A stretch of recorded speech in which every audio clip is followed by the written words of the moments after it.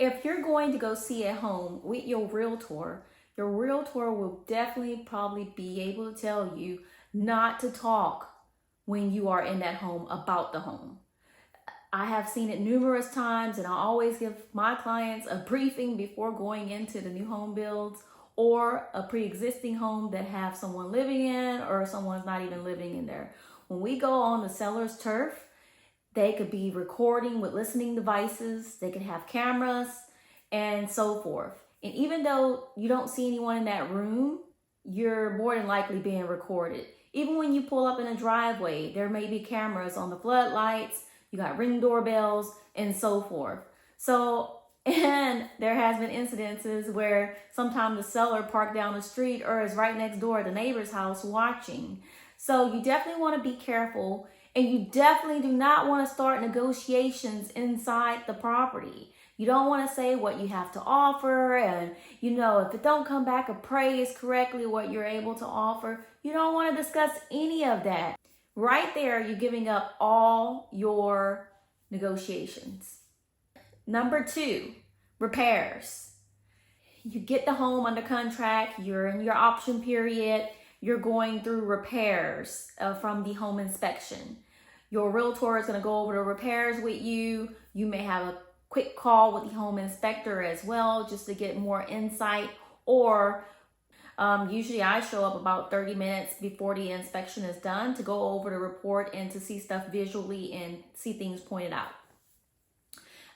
If my client is not able to make it, then I usually just go over it with them on FaceTime with the home inspector, or be able to discuss it and have the home inspector on the phone.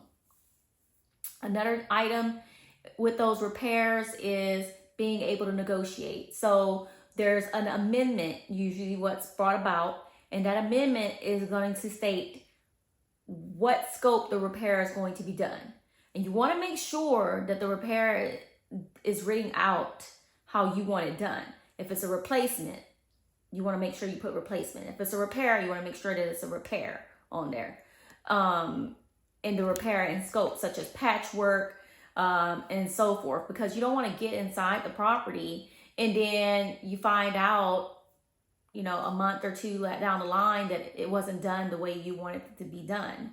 Even though it is also in the amendment, make sure that you take a re-inspection. A re-inspection is where the home inspector come back out and look to see how the repair was done, or to their scope of what they can notice what was done to the, if the repair was done at all. So usually the home re-inspection is about 1/3 of what the home inspection cost was. When your home inspector is there at the property, or when you're making the initial appointment for the inspection to be done, it's a good thing for you to ask, how much is it for a re-inspection? That way, if there's repairs that need to be done and you need to call the inspector back out to make sure that those repairs was done, that you will be able to see in pictures and in writing that the repairs were done. If there's a home warranty being offered and they're like, oh, the home warranty will take care of it, do not believe that, because chances are that home warranty company is going to say, no, that was a pre-existing item that was needed to be taken care of before you closed. They will also usually ask to see the home inspection report. Don't let your lender put your home address on your pre-approval.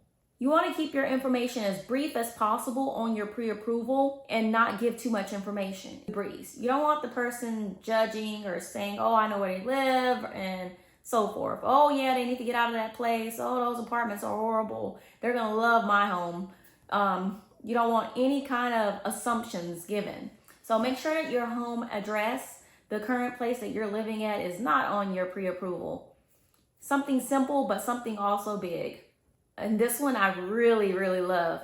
Do not call the listing agent that represents the seller to get information, such as, why is the seller selling? Have your realtor do that information for you. Have them do the legwork, because your questions is going to get flipped around and then you're going to be asked questions, and more than likely you're going to give information that should not have been given. So have your realtor draft up an email, or either call that realtor and You could be blind copied in on the email if you wanted to, and then you could have the response forwarded over to you. Just make sure that you don't get into a situation where you're giving too much information. The home appraisal is the last item. On myself, when I'm representing a seller and they're a new builder, usually if the buyer came along with their own lender, we usually ask for a home appraisal report to be given at closing to make it fair, because that comp report, that appraisal report, is able to be put in files, and then for the next properties that's being built, that's able to be used to show that it was actually a sale and what it involved and how much it sold for. So that way that homeowner can keep their value and the next person is not going to be under the value.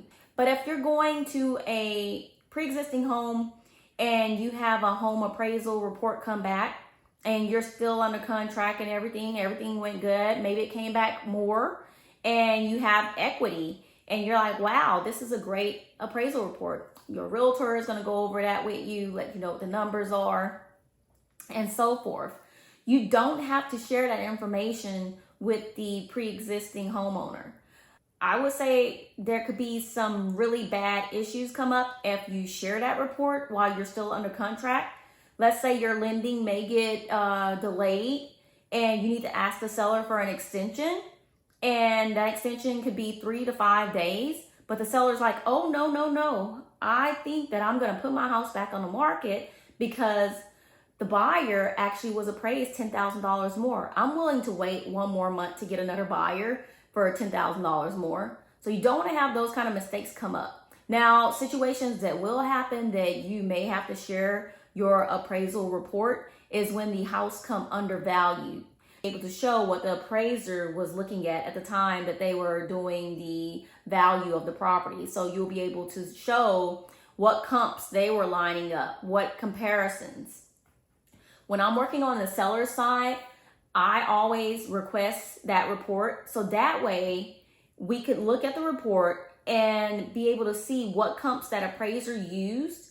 And there have been a lot of discrepancies. Like there was one time that I found out that one of the comps was used was actually a city program built home. And the home is where the builder was given the lot for $1.